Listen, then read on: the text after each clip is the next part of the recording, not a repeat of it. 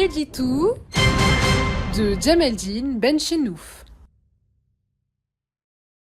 Salam alaikum, Zulfilaoun, bonsoir.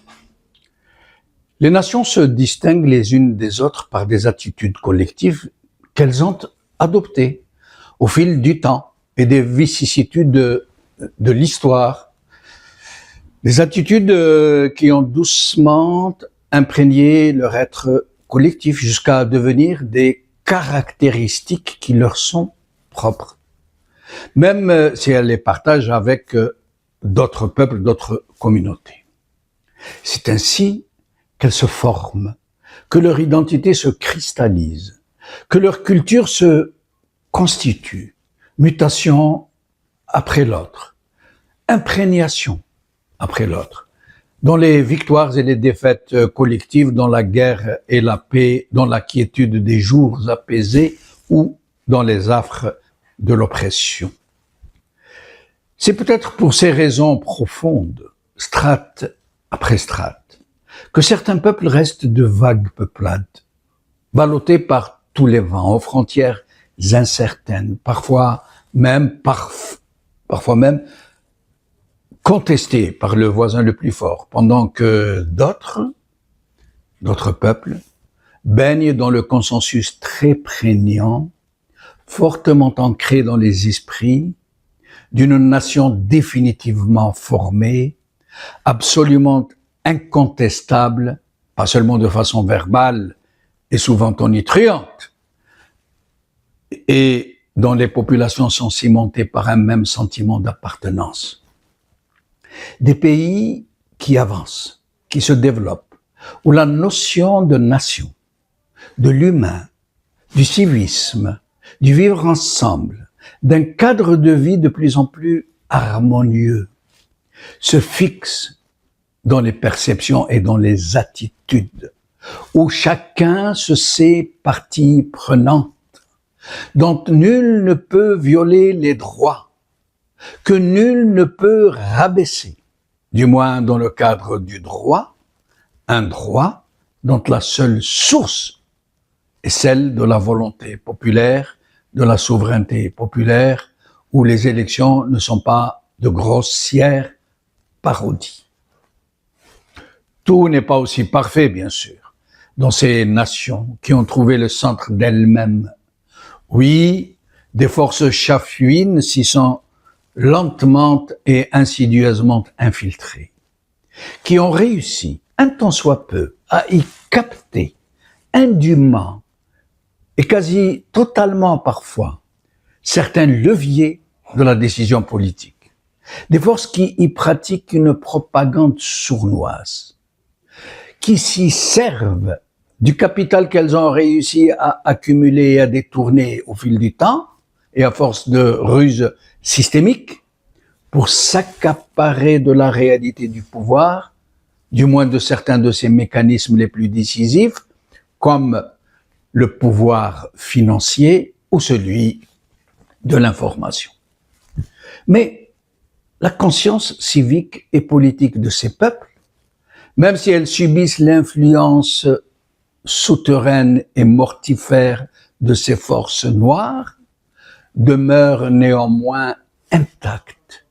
toujours vive, comme cette braise qui palpite sous d'épaisses couches de cendres et qu'un seul souffle pourrait raviver. Nous le voyons aujourd'hui en Occident sur ces réactions populaires massives au sujet de la question palestinienne. La problématique est malheureusement tout autre dans les sociétés chrysalides, qui n'ont pas réussi à se libérer du cocon carcan qui les enserre, qui ne sont des nations que de façon formelle, verbale. Ces peuples, tous sortis d'une longue nuit coloniale dont la mémoire collective est emplie d'amertume, hérissés de haine rentrée, jamais assouvie, dont les propres frères n'ont jamais fait leur catharsis, comme toute la société par ailleurs, et dont les dirigeants qui ont détourné le fleuve de la liberté ont réadapté de façon particulièrement délétère toutes les méthodes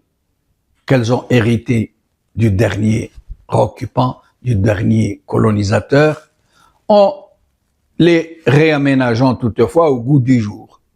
Des peuples infestés jusqu'à l'âme par le sentiment prégnant de la survie à tout prix, l'aqfaza, de l'alignement avec le plus fort, du donnant-donnant, du suivisme moutonnier,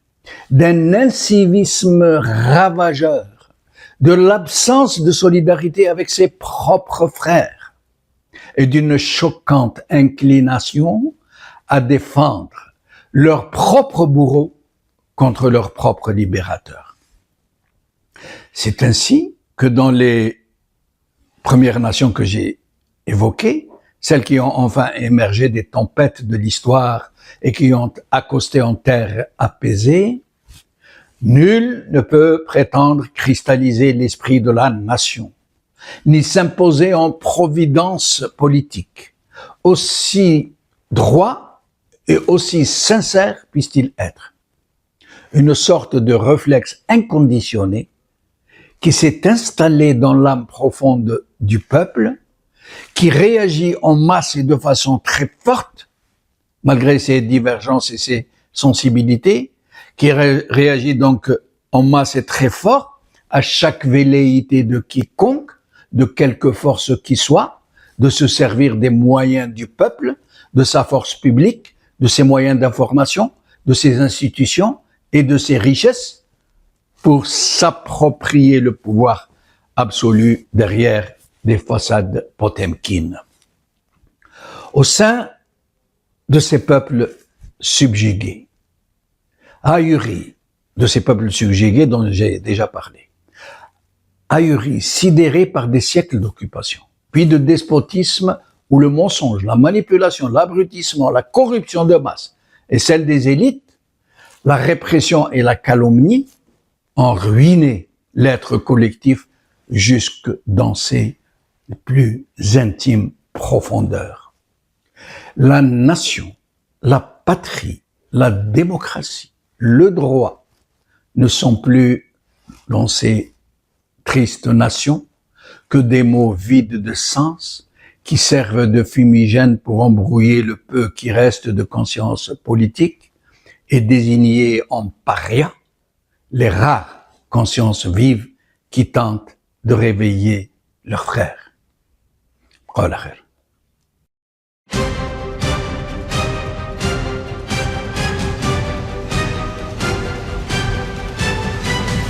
L'édito de Djemeldine Benchenouf.